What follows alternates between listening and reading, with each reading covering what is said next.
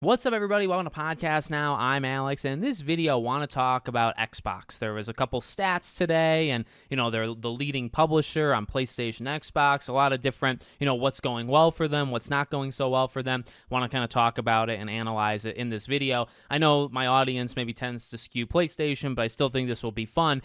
I will say, it is a little odd. Look, it's like that time of the year. It's not like it's just what's going to happen.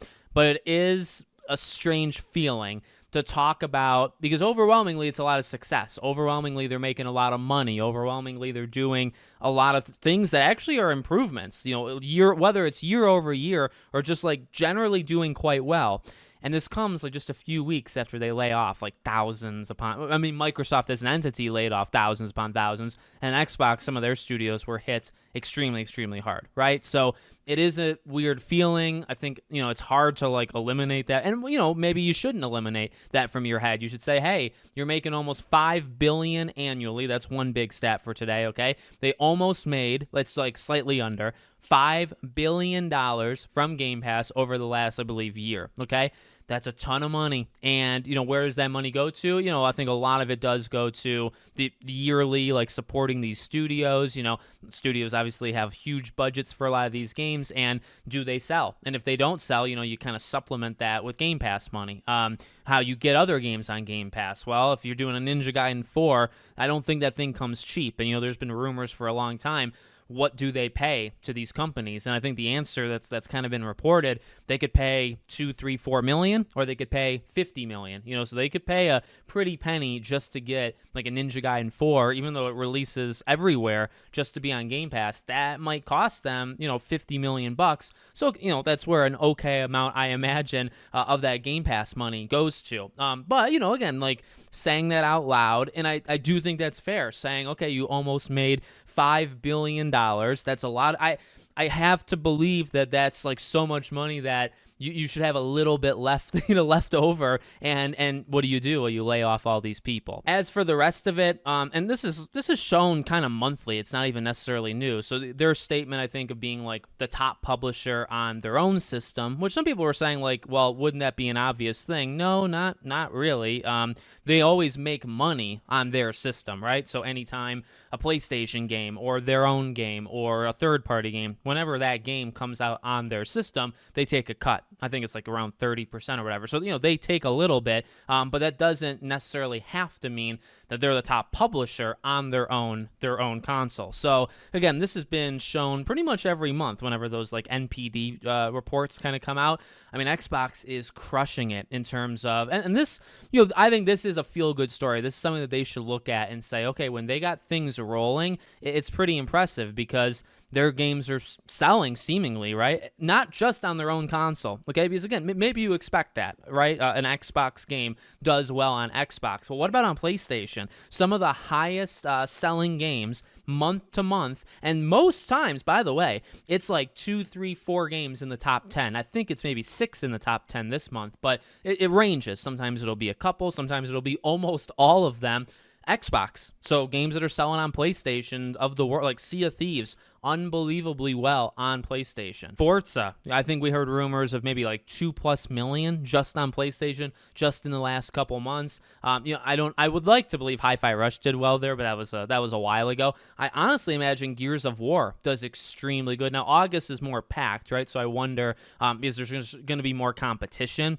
if Gears can maybe crack the top 5, right, of PlayStation. But honestly, pick a month, and I think even this most recent month, like Xbox dominates not just their own, but the PlayStation list. If you're looking, well, of course, you're going to see Call of Duty there. You're going to see like GTA 5, because that's like, it's never left in freaking 12 years or whatever it's been. You'll get some of your usual suspects. Games will kind of come in and out. A game like Astrobot will sometimes rise the ranks, or like Star Wars Battlefront 2 came back from the dead, obviously, in the last couple months with popularity, but just there's a lot of Xbox stuff there. And I'm saying that so many times, and I'm kind of, focusing on that because I do think that's like I said, a feel-good thing for Xbox. And, to be fair, and what I've been saying for quite a while with them is like, if this is their strategy, go for it. And I don't think this was their strategy by choice like 5, 6, 7, 8, 9 years ago, but this is kind of where they worked themselves into.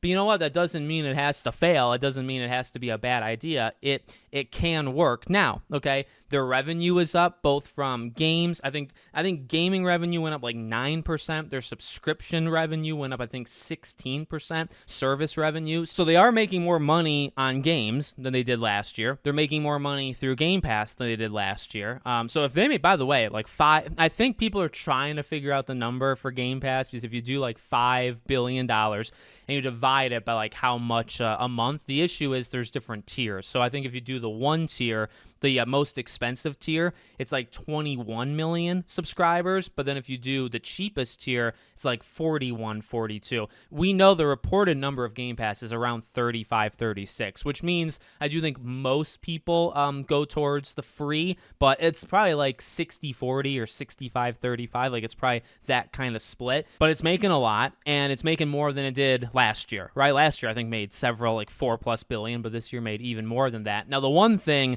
that did drop, I think it was around like 25%. That's a pretty huge number also for a stat that's not already high to begin with, is of course the console sales. So that's the one, like everything's up. The money they're making from games is up. The money they're making from subscriptions is up. Game Pass is thriving. They're dominating any console. They're releasing games, and honestly, they're selling quite well kind of everywhere.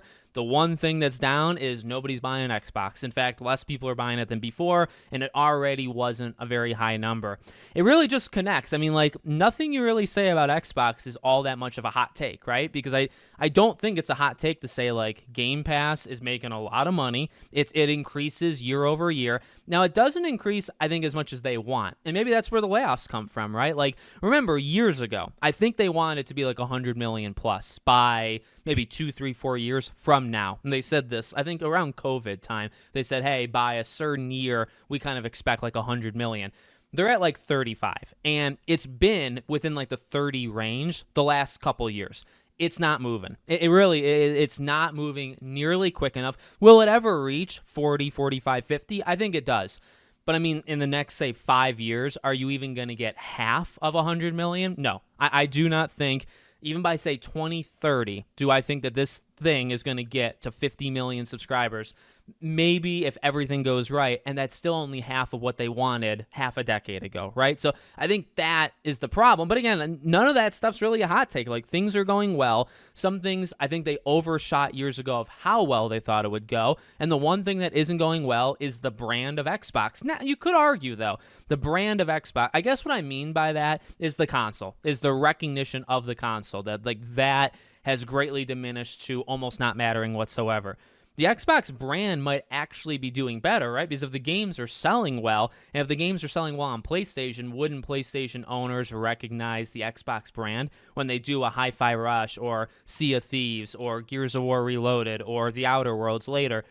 Won't they recognize, right? Because like more people are buying it technically, so they'll recognize Xbox. So I don't know. Maybe that's tough to say. Maybe that's a hot take, and maybe that's not right. The Xbox brand in some ways might actually be doing better because of game sales. And in terms of the console, it is doing probably worse than ever. And that's pretty much it.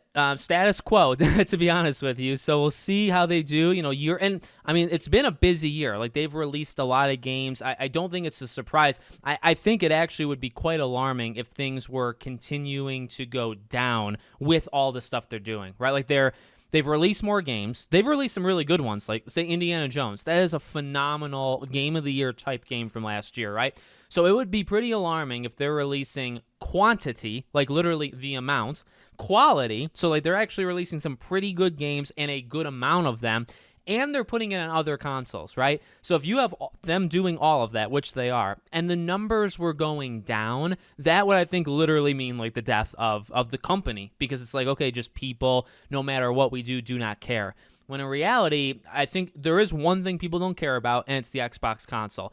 The rest of it is debatable, and it's debatable at worst. At best, it's actually doing quite well. Like, I think when it comes to Fable, when it comes to Halo 1 Remake next year, like, some might do better than others. Fable, I'm not 100% sold on, but like, you release Halo everywhere, the first game remade, you watch that money rake in, and you watch, hopefully, maybe Game Pass subscribers come in, right?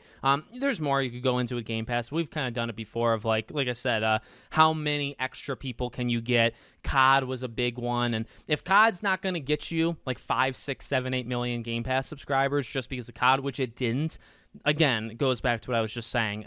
It's going to keep going up in terms of people doing it. It's just, I think it's going so slow for what they want that, again, if they want 100 million, that's just factually never going to happen. And by the way, prices, I think, are still going to go up. I mean, they try to raise prices on some things like the consoles and whatnot. They did go up. They've moved back the games, right? But Game Pass is one other thing that there's been rumors for months that, yeah, they're going to increase Game Pass prices. Maybe that stops people. Maybe it stays the same. Maybe that slows the growth even more. We'll see. I mean, I pay for Game Pass. I think I pay $20 a month. Game Pass Ultimate, I think it's called. So that's a lot of money. If you raise that to like $25, $30, I'd even have to think about it. And I play games like kind of for a living. So we'll see if the price, if they do it, and then what that would do to people that subscribe. So let me know what you guys think in the comments. Make sure, as always, you're subscribed to the channel, bell icon turned on, and I hope to see you all on the next one.